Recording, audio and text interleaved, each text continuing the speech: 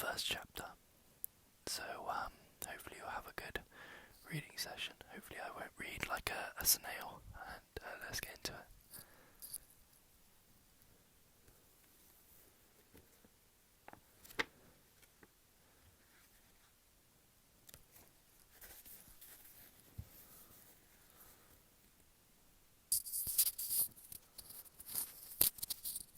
If my camera is really shaky, I'll set it up a bit different next time, but we'll see how it goes. So last time they were talking about trying to save the humans. They've just given them intelligence, and they're developing speech.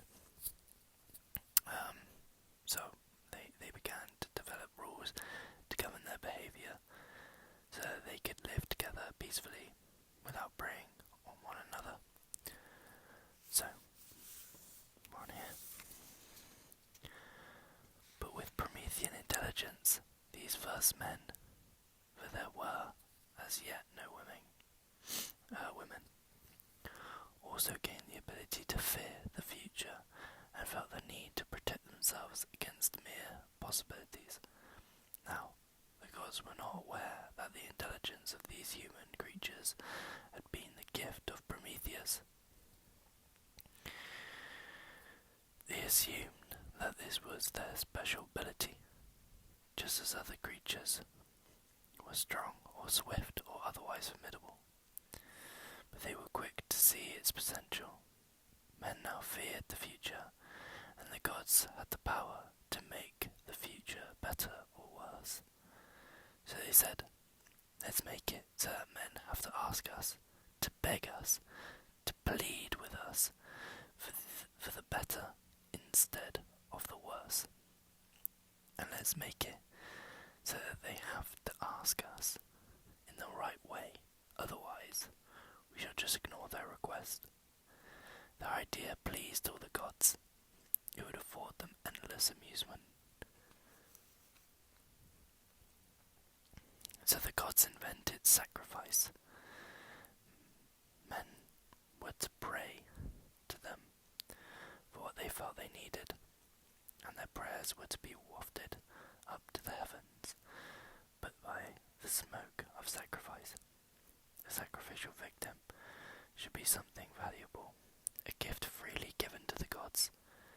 The richer the sacrifice, the thicker the smoke, and the better the chance that the gods on Olympus would smell the prayer. But none of this was going to help unless men had fire. Prometheus was not slow to understand the importance of fire to his wards.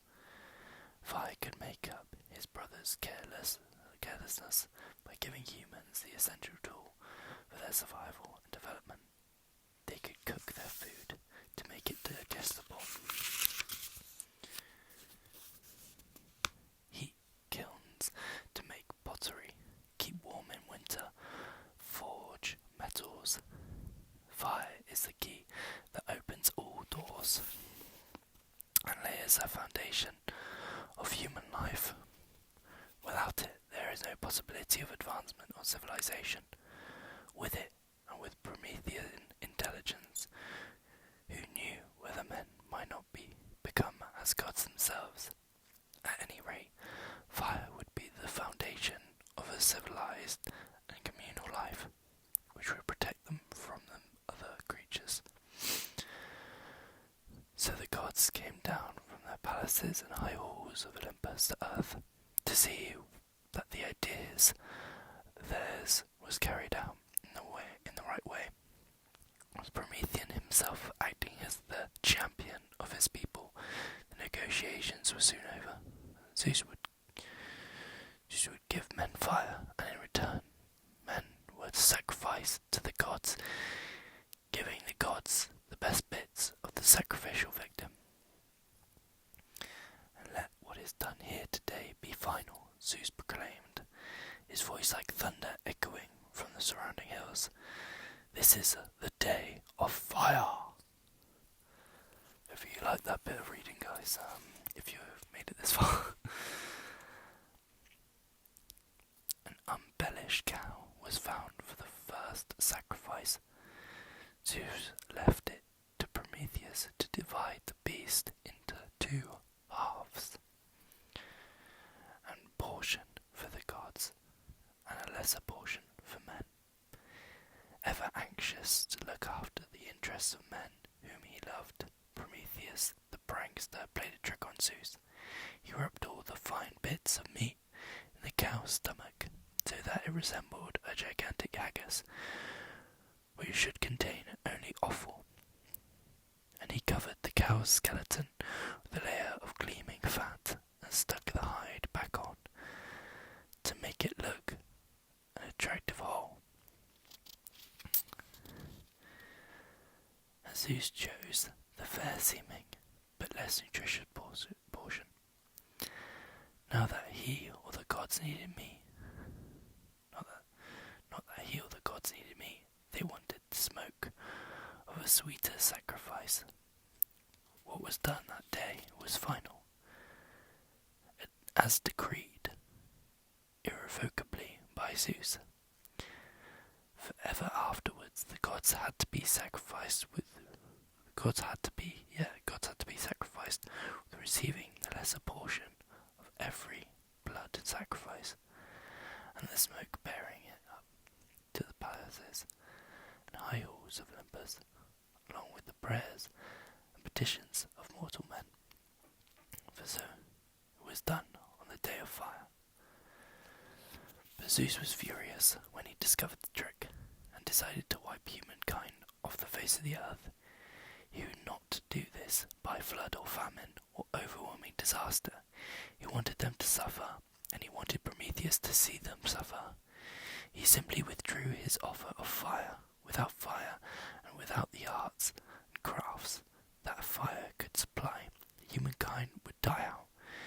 It would take time as other creatures preyed on them, but that would only make it more interesting and a more fitting punishment. Prometheus chose a desperate expedient. He knew the consequences, knew that he was destined to be the wounded healer. He accompanied the rest of the gods back to Olympus, and immediately stole into the workshop of Hephaestus, the blacksmith god. There was always fire to be found there, concealing and preserving the precious flower of fire in the stalk of a giant fennel plant. He brought it down from heaven to earth. It is still the day of fire. What was done that day was final. Prometheus gave fire, life, and civilization to mankind, and it could not be taken back. Men raised high the burning brands, danced all night in celebration. They were safe now. They would survive, and even in ages to come, make themselves the dominant species on the broad face of the earth. But the wrath of Zeus fell fiercely on Prometheus. Hephaestus forged adamantian chains, and Prometheus, bound, was dragged from Olympus down to earth, to the Caucasian, hopefully, mountains. There he was splayed out naked and pinned to the rock by his wrists and ankles with the adamantine chains, which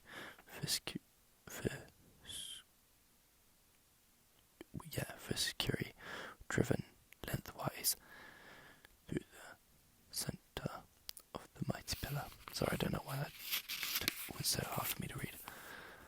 And deep into the bedrock of the mountain. He had no chance of escape. But that was not the worst of it. Every day a gigantic eagle came and tore open his stomach and gorged on his liver. Every night that wound would heal again, to feed the monstrous bird the next day. There was no end to the torment. Prometheus was immortal. Death could not limit his pain, and he was sustained only by the joyful thought of how much grief he had caused the gods. Even the gods' anger abates in time. After after 30,000 years had gone by, Zeus reprieved the tormented trickster, sending his favourite son Hercules to kill the eagle. True, Prometheus was still unable to move, but half of his agony was over. In gratitude, he gave Hercules information that would help him complete one of his labours, as we shall see. Still, the remorseless years rolled by, and the time came when Zeus conceived a desire for the sea goddess Thetis. This was the moment Prometheus had been waiting for he knew a secret, that Thetis was destined to bear a son who would be greater than his father. Zeus was the father. Then his son, by Thetis, would overthrow him, just as Zeus had overthrown his own father Cronus. He bargained the information for his release, which Zeus allowed him, provided that he never again made trouble. He was to wear a garland forever, encircling his head in remembrance of the chains that had bound him. Prometheus was content to sink into obscurity. Along with his intelligence, his human wards had inherited the power to tease and trouble the gods. His work was done. For the theft of fire, Zeus punished Prometheus, but men suffered his wrath as well. Of course, he couldn't allow such a direct threat to his authority to pass as if unnoticed.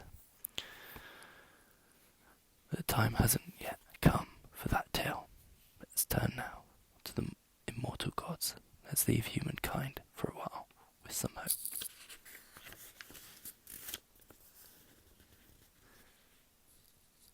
And here we are.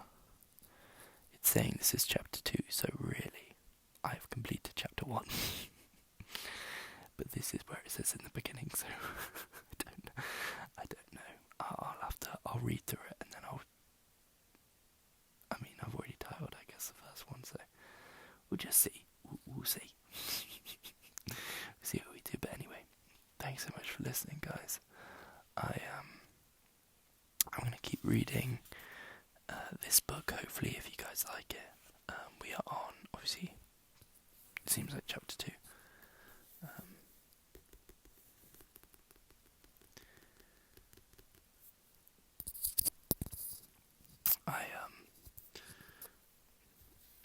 I want to hopefully get more and more books to read.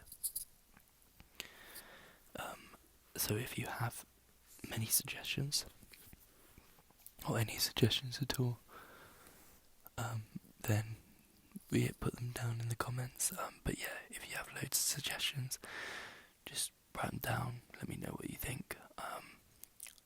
Longer books are fine, like sort of The Hobbit. I read a lot of those books that are like kind of self-help books in a sense. But sorry about the camera. I'm not good at